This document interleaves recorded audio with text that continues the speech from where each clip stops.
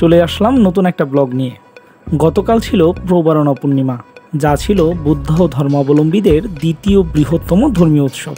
আর আমাদের সৌভাগ্য যে আমরা থাকি বাসাবো এলাকায়, যা কিনা বাংলাদেশের জাতীয় বুদ্ধ মন্দির ধর্মরাজিকা বুদ্ধ বিহারের অতি নিকটে।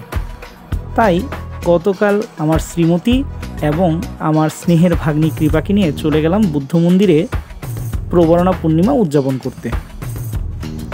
আমি এবং আমাদের স্নেহের ভাগ্নি কৃপা দুজনেই প্রথমবারের মতো প্রবারণা পূর্ণিমায় অংশগ্রহণ করলাম।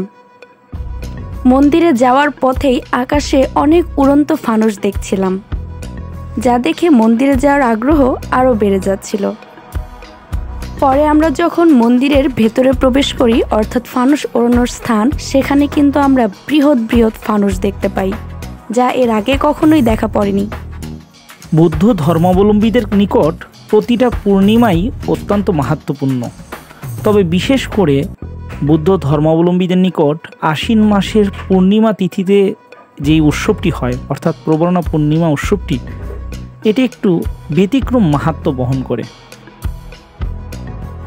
কারণ প্রবারণা একটি পালি শব্দ, যার অর্থ হচ্ছে নিমন্ত্রণ, আহ্বান, নিয়তি, অনুরোধ, নিষেধ, ত্যাগ কিংবা সংকল্প। ভগবান বুদ্ধ তার বুদ্ধত্ব বা সন্ন্যাস গ্রহণের উদ্দেশ্যে এই দিন তার মাথার চুল তরোয়ারি দিয়ে কেটে আকাশের দিকে নিক্ষেপ করেছিল এবং তার চুলের গোছা মাটিতে পতিত না হয়ে আকাশে উড্ডীয়মান হয়েছিল।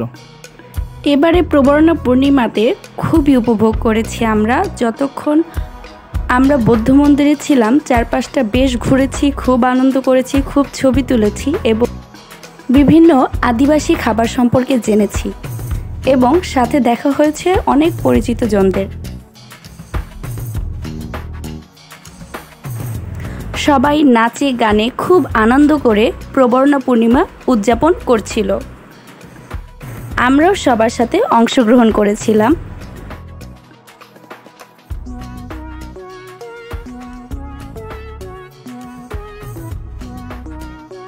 প্রবারণা পূর্ণিমা সবার জীবনকে আলোকিত করে তুলুক, সেই কামনা করেই আজকের ব্লগ এখানেই শেষ করছি। ধন্যবাদ, সবাই ভালো থাকবেন।